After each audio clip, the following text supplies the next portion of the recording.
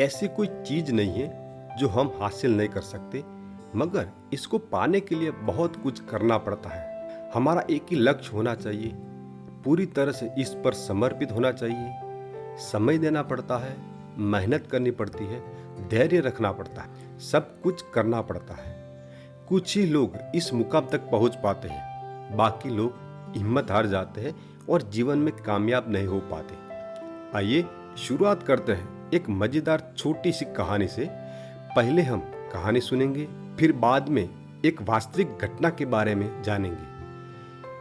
वहां एक कमरा था और कमरे के अंदर 4 मोमबत्तियां जल रही थी। चारों मोमबत्तियां जल रही थी, इससे पूरे कमरे में बहुत अच्छी रोशनी थी। चारों मोमबत्तियां आपस में बात कर रही थी। इसमें एक मोमबत्ती ने कहा, मेरा नाम समृद्धि धन है।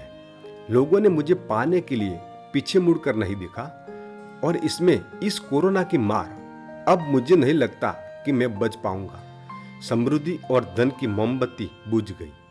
एक और मोमबत्ती जिसने कहा कि मैं स्वस्थ हूं। लोगों ने अब तक कभी मुझ पर ध्यान नहीं दिया, कभी मेरी तरह ध्यान नहीं दिया, और उसमें कोरोना की लहर, कोरोना की हवा आई और स्वास्थ्य की मोमबत्ती भी बुझ गई।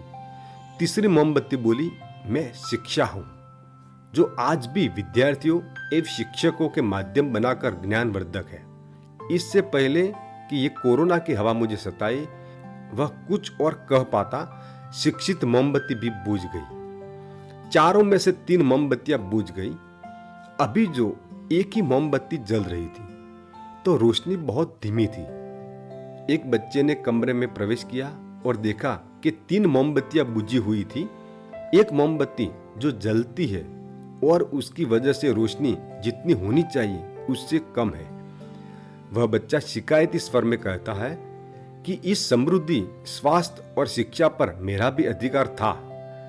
मेरे कमरे में प्रवेश करने से पहले ही तुम क्यों बुझ गई? क्या मुझे उनका लाभ नहीं होगा? और उसी समय चौथी मोमबत्ती बच्चे से कहती है, चिंता मत करो बेटा, मैं अभी भी हूं। मैं हूं, इसीलिए चिंता मत करो बेटा। आइए हम एक साथ मिले और इन 3 मोमबत्तियों को फिर से जलाएं। बच्चा मोमबत्ती के पास गया और मोमबत्ती ने बाकी 3 मोमबत्तियों से फिर जला दी। कमरे के अंदर रोशनी फैल गई। बच्चे ने आश्चर्य सहित इस चौथी मोमबत्ती को पूछा, तुम कौन हो?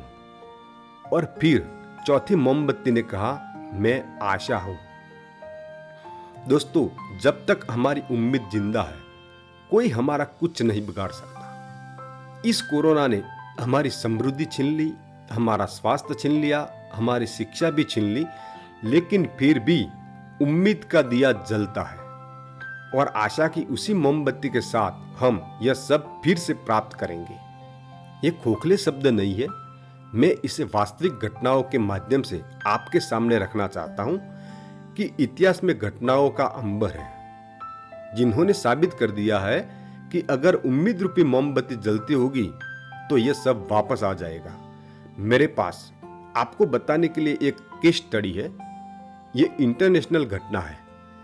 जापान में एक इंजीनियर और अद्भुत ज्ञानी व्यक्ति, उनके शोध क्षेत्र का ज्ञान अद्भुत था। इंजीनियर ने अपने विशेषज्ञ प्रकार का उपयोग किया और एक कार में इस्तेमाल होने वाले इंजन के पिस्टन को डिजाइन किया। इसका पूरा डिजाइन तैयार किया। उन्होंने एक पिस्टन बनाया जिसे अगर कार के इंजन में इस्तेमाल किया जाए तो कार की कार्यक्षमता बढ़ जाती है। इसके ईंधन की खपत, यानी इस्तेमाल होने वाला पेट्रोल डीजल की खपत कम होती है, और इस वजह से यह कार कम कीमत में लंबी दूरी तय कर सकती है। उसकी ऐसी इच्छा थी कि इस पिस्टन का मेरा डिजाइन, मैं इसे किसी साधारण कार कंपनी को नहीं दूंगा, लेकिन दुनिया की सबसे प्रतिष्ठित कंपनी को मेरी इस डिजाइन को बेचनी है। इस इंजीनियर ने उस समय उनकी मुलाकात दुनिया की शीर्ष कार निर्माता कंपनी टोयोटा के प्रोडक्शन विभाग के इंजीनियर से हुई। इनकी डिजाइन दिखाई, लेकिन इन इंजीनियरों ने उन्हें कोई जवाब नहीं दिया।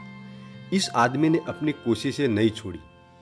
उसकी उम्मीदें कायम थी, इसीलिए उन्होंने कंपनी के शीर्ष प्रबंधन से मिलने की कोशिश की।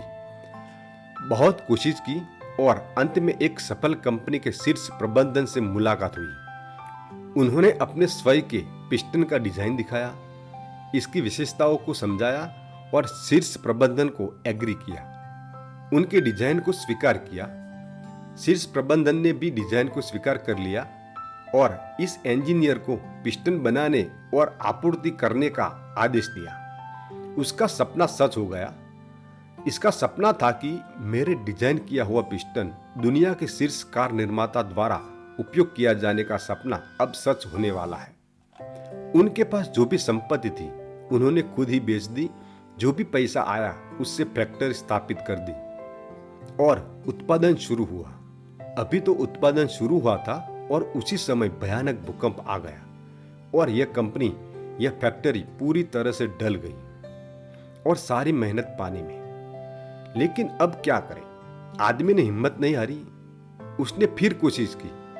उसने दोस्तों और रिश्तेदारों के पास उसने पैसे इकट्ठे किए और कारखाना स्थापित किया और फैक्ट्री फिर से उत्पादन शुरू करने के लिए तैयार थी। तब द्वितीय विश्व युद्ध चल रहा था। द्वितीय विश्व युद्ध के दौरान उनकी ही फैक्ट्री पर एक बम गिरा और वह फैक्ट्री फिर से नष्ट हो गई। अब क्या करें? लेकिन इस आदमी को उम्मीद थी और इसीलिए तीसरी बार कोशिश की। बैंकों से कर्ज लिया, अपनी जमीन गिरवे रख दी और तीसरी बार उसने एक कारखाना स्थापित किया। उत्पादन हुआ और जब पिस्टन का पहला लॉट तैयार हो गया था, जब कंपनी को सप्लाई किया गया तो कंपनी ने उन्हें स्वीकार करने से इनकार कर दिया, यह कहकर कि आप समय सीमा चूक गए और हमें इन लोगों के साथ व्यवहार नहीं करना चाहिए जो हमें समय सीमा के भीतर पिस्टन उपलब्ध नहीं कराते हैं। जरा सोचिए क्या हुआ होगा। तीसरी बार फैक्ट्री खड़ी करके उत्पादन लेने को मना कर दिया। एक कहावत है ना, हिम्मत मर्दा तो मदद खुदा। फिर भी इसने हिम्मत नहीं हारी। इस आदमी ने फैसला किया कि अगर यह कंपनी मेरे पिस्टन को स्वीकार नहीं करेगी तो मैं ये पिस्टन किसी अन्य आम कंपनी को नहीं दूंगा। और फिर इन्हें सोचा कि मैं अपनी खुद की कार बनाता और उसी कार के अंदर इन पिस्टन का उपयोग करता हूं। इस शख्स ने कार के इंजन में इस्तेमाल होने वाले पिस्टन का इस्तेमाल करने के लिए ही कारों का निर्माण शुरू किया था। धीरे धीरे उनके कार कंपनी न सिर्फ जापान बल्कि पूरी दुनिया में लोकप्रिय हो गई और न सिर्फ कार बल्कि ऑटोमोबाइल के उत्पादन में भी यह कंपनी आज टोयोटो से भी आगे निकल गई है। यह शख्स है साइचिरो होंडा और कंपनी का नाम है होंडा कंपनी। उस आदमी ने हिम्मत नहीं हारी। समृद्धि चली गई लेकिन उसने हिम्मत नहीं हारी तो वह वापस आ गई। मोरल ऑफ द स्टोरी, जो भी काम आप कर रहे हो वह निरंतर लगातार करते हो, कंसिस्टेंटली करते हो तो एक न एक दिन जरूर आप सफल हो जाते हो, कामयाब हो जाते हो।